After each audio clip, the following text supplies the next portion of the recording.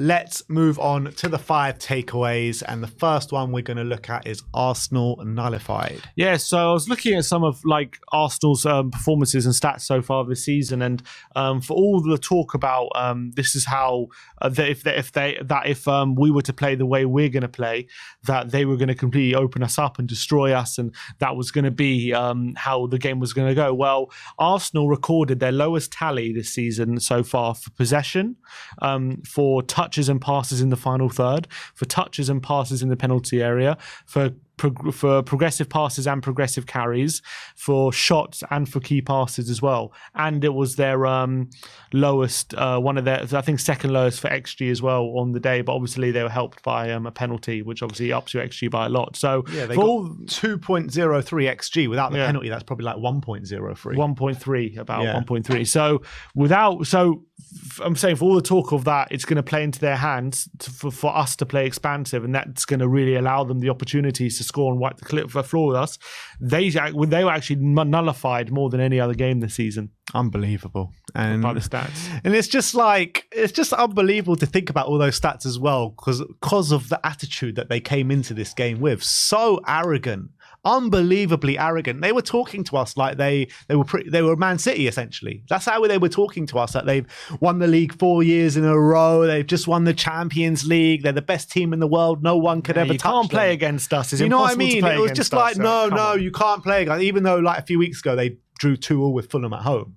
Like, I just couldn't believe what I was hearing coming out of their mouths. Also, have you realised a bit, like when teams do come, when good teams I should say do come to to Arsenal and play their game, they do struggle a bit. Like City, they lost. Brighton, they lost. I remember last season as well. Liverpool, I remember they struggled in that game. So I don't think Arsenal are this impossible team to play play their game against. I'm not. Obviously, they're a good team, but teams can go toe to toe with them. It's not beyond impossibility. Yeah, but they think they're like this team that are going to go and beat Man City to the title this year. They can't even keep a clean sheet at home. Exactly. They're so way off the title, in my opinion. Way off. They think they're so much better than they are, and it's actually mind blowing to me.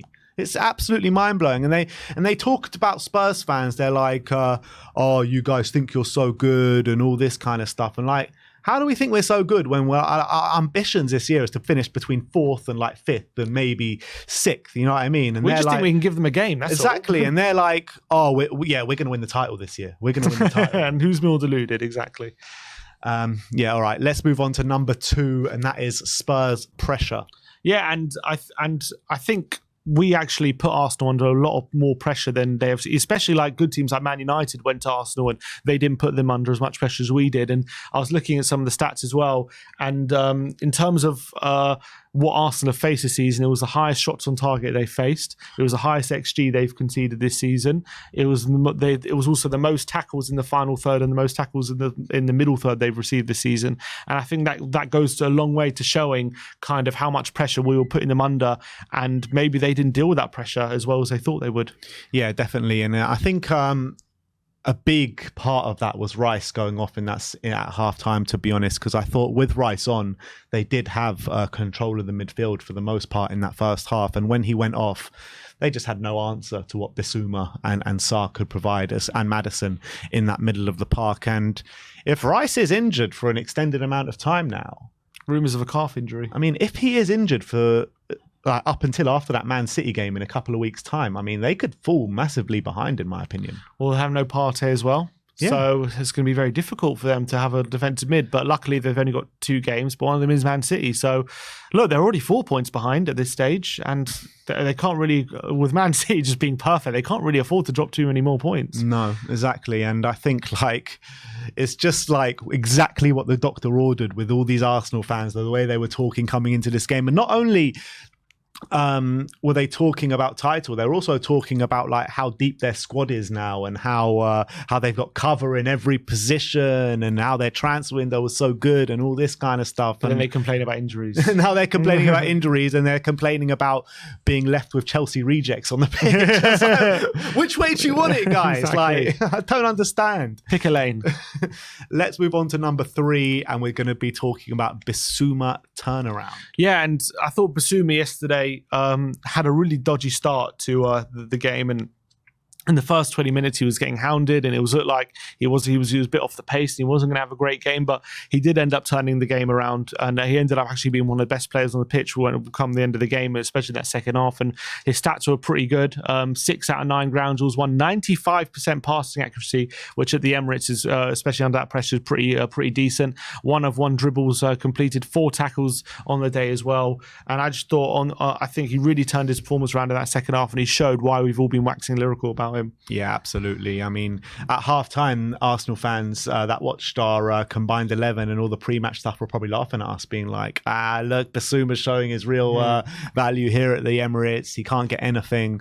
But by the end of the game, they must have been like, well, and maybe they had a point, because he was absolutely unplayable in that second half. They couldn't get the ball off him. He was doing those. I mean, he was just getting the ball. And like I've said many a time, when you think he's going to go right, he goes left. When you think he's going to go left, he goes right. Or he just drives through the middle of the park, straight through the heart of your midfield and starts making attacks for us.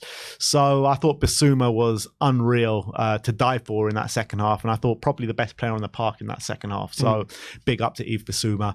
Let's move on to number 4, and that is Son, the difference maker. Yeah, and he didn't need many chances yesterday, Sonny, but he obviously made the difference with his 2 goals, 2 really clinical finishes. But it wasn't just the finishes which impressed me as well. He had 2 key passes on the day. Obviously set up Brennan Johnson with a really good pullback, which could have easily put a Spurs level just before we equalised as well.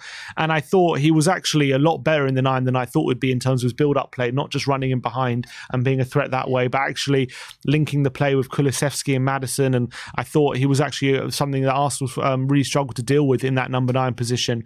And I did say before the game, a lot of this is, if there's going to be chances at both ends, a lot of it could come down to who's just more clinical. And he showed why he's one of the best clinical best finishers in the league yet again yesterday. And I just thought he was that difference maker in front of goal. Yeah, and everyone talks about over the last couple of seasons the kind of link up between Kane and Son. No one's talking about the link up between Son and Madison because that has been something special this season as well. That link up, 2 goals they linked up for yesterday.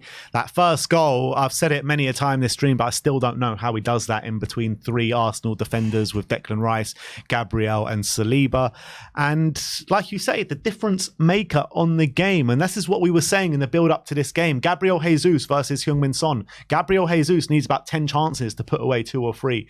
Sonny, all he needs is 2 chances, and that's 2 goals straight off the bat. And that clinical edge that he has to his game, and that's why I thought he was just so good for us in that number 9, and why he's going to be so good for us this season. 5 goals already this season. And how many goals do you reckon he can finish off this season with? Who knows? And actually, I'm just reading, there's a comment that's been left on our YouTube on the vlog, and it's talking about Sonny. And I think this establishes what a good finisher he is, because top goal scorer right now in the league is Haaland, right? He's got 8 goals. But if you look at the big chances missed, he's missed 9 big chances during the season. That just goes to show how many chances he gets. Yet Son is second with 5 goals, and he's missed 0 big chances, which just goes to show, like, when he gets a chance, he just buries it. He's that clinical, and I think that highlights it. And that's the difference maker. That is what you call a difference maker. Exactly. And unbelievable stuff. Let's move on to the 5th and final takeaway, and we're going to talk about mature UDOGIE. Yeah, and again, another player who was really struggling the first half an hour or so with dealing with Bukayo Saka, and he fouled him. He picked up a booking, and especially we picked up booking 15 minutes in. You're thinking 75 minutes or more with Saka running at him, he's going to really struggle in this game to stay on the pitch essentially, or not get hauled off at some point. But I thought he not only did he continue to step up for the team, but he made 8 tackles during the game. He continued to just play his game and play his aggressive game as well. Continued to put a foot in. He actually grew into the game and started to excel down the left-hand side, and actually started dominating that left-hand side as well during the game. And the fact that he made 8 tackles, 4 clearances while on a yellow card, I think is just so impressive, and just goes to show why we're so excited about this 20-year-old. And that just goes to show his temperament and his mentality as well, to not only just on a yellow card struggle and go within yourself, but to excel in that situation in the Emirates, away from home, against Saka as well. Unbelievable from him. Yeah, such great maturity. And we've said it about many a player coming into the team this year: Vicario, Van de Ven, Destiny Udogie, Pape Matar to a certain extent as well. Like, so young, coming into the league for their first time. New players, new system, new everything, and all of them have just it feels like they've been here for years, and it feels like they've been in the Premier League for years, and it feels like they're much older than they are. They're so mature for their age, and a big testament to Ange for moulding it all together so quickly. It's just unbelievable to see. And yeah, Udogie did struggle in the opening stages of the game, coming up against one of the best right wingers in the Premier League in Bukayo Saka, and he's got a bloody big test against Salah this weekend, by the way. But the way he kind of just shrugs that off and just grows and grows and grows into the game to being one of our most influential players on the pitch. I mean, you just got to give him all the kind of props that he deserves, because he is quickly becoming one of the best left backs in this league. 100%. So those are 5 takeaways from the 2-2 draw at the Emirates.